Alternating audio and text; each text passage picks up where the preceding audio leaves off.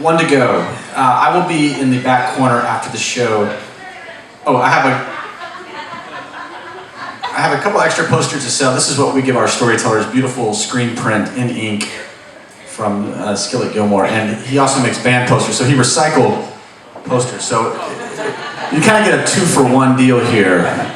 I'll be selling a few extras back there. And I'll be taking donations as well to help support live storytelling in Raleigh, North Carolina. Thank you.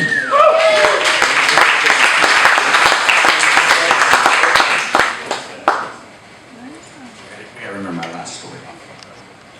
Okay, Suzy Hooker is our last storyteller of the evening. She is a community organizer and a visual artist, and she's here to tell you a story called A Shield and a Scapegoat. Please welcome to stage Suzy Hooker.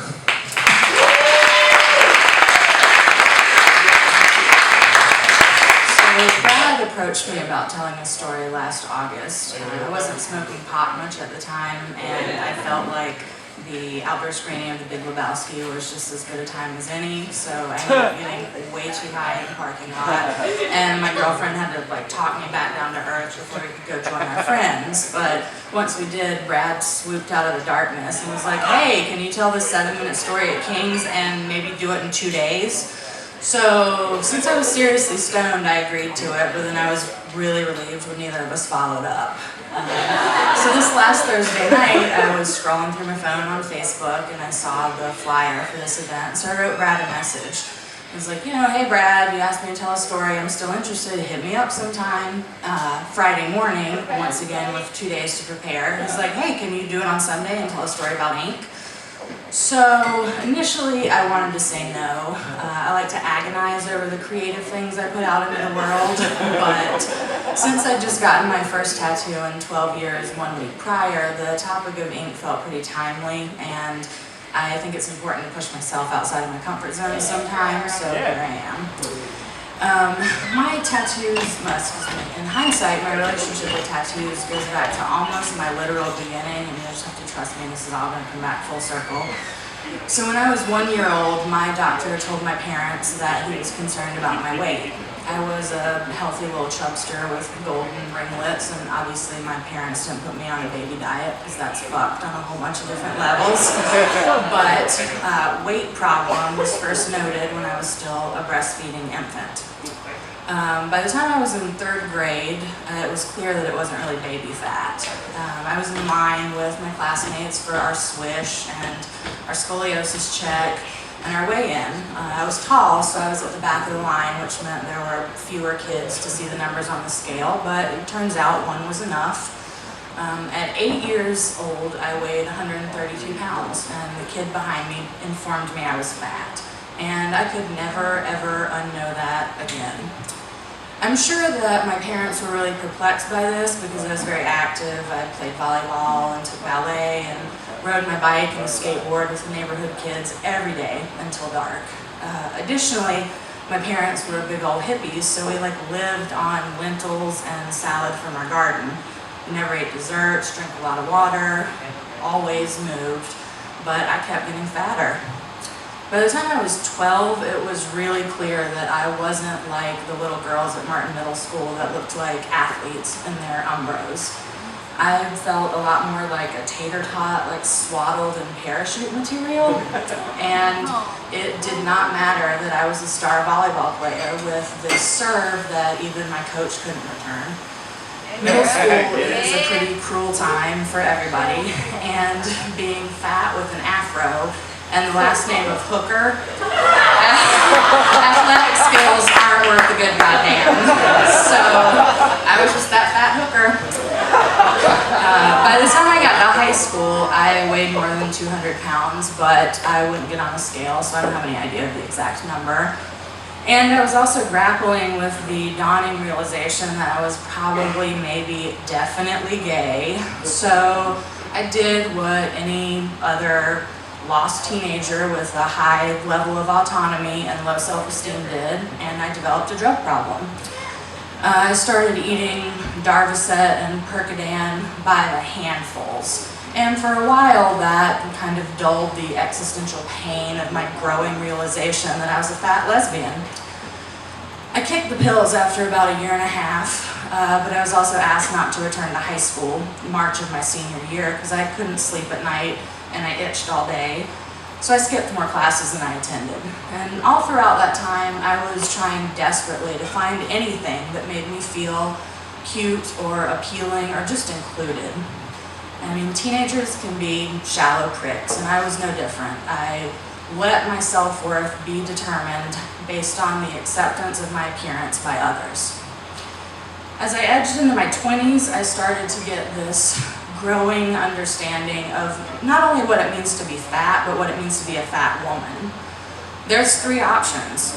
You're either invisible, ridiculed, or you're embraced as a fellow human with thoughts and emotions. I feel endlessly grateful that my family has been nothing but kind and supportive, and I have lots of truly incredible friends, and I've known the love and affection of more than a few good women and a couple men, but none of that changed my internal experience. I saw how people looked at me and was getting pretty good at gauging some of the assumptions that were made about me. And then I found tattoos. Tattoos were the expression of individuality that I had sought so desperately as a younger child or girl. Tattoos were the shield I wished I'd had when Nathan asked me out to the 7th grade dance on a bet. Tattoos were the vintage dresses that I had longed for in high school that were never in my size.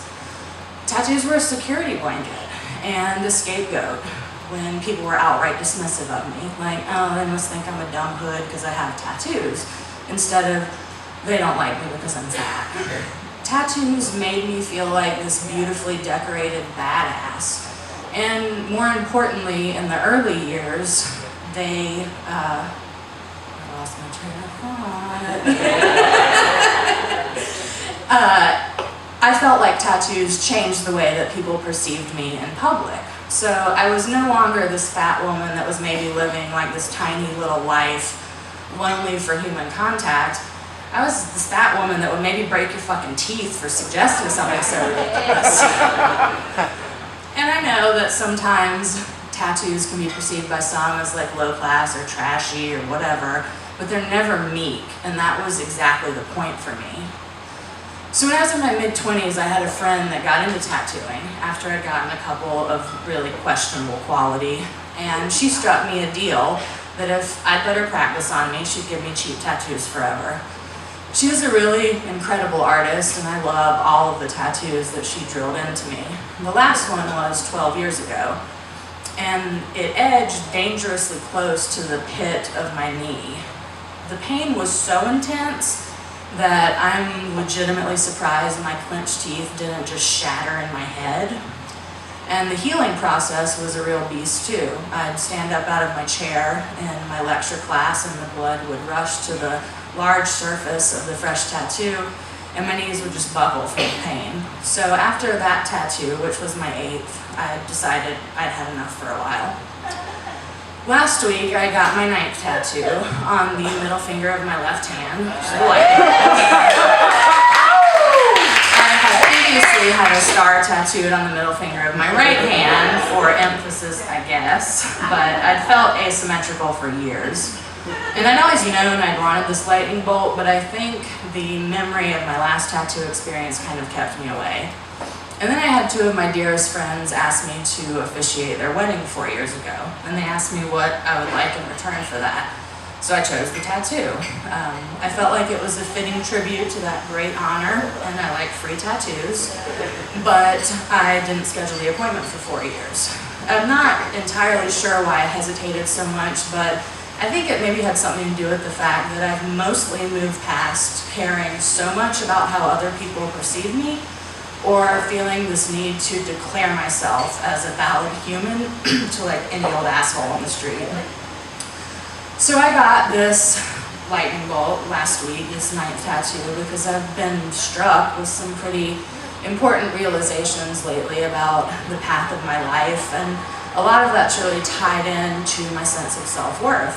And these revelations started last year when finally, at long last, 38 years later, a doctor discovered that I have an autoimmune disorder that causes my body to view my thyroid as a foreign invader and just attack the shit out of this little vital gland in my throat, destroying my metabolism.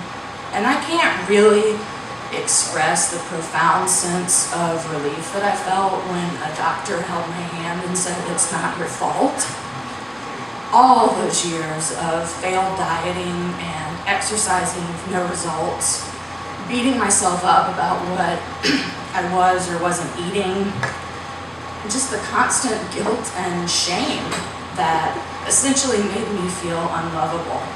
I was availed of all of that in one moment because it wasn't my fault. After that, it was like a cascade of dominoes in my life. I got on hormone replacement and started learning how to eat to combat the effects of this disease. I started painting seriously again. I got back in touch with my buddies at Sound Situations to pursue a full-length documentary, bought myself an electric guitar, and started loving myself again. And I've been thunderstruck with this realization that I'm kind of fucking awesome.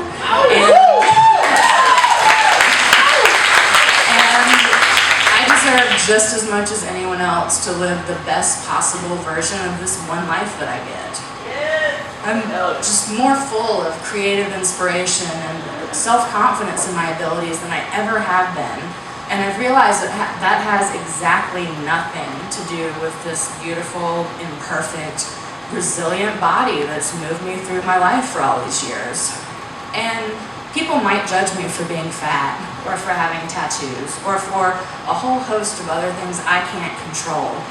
But that's not my burden or my responsibility anymore. The only thing I can control is my reaction. And I've finally chosen to be kind to myself and to live authentically and as fully as I possibly can at all times. And that means no more waiting to live life until I'm skinny.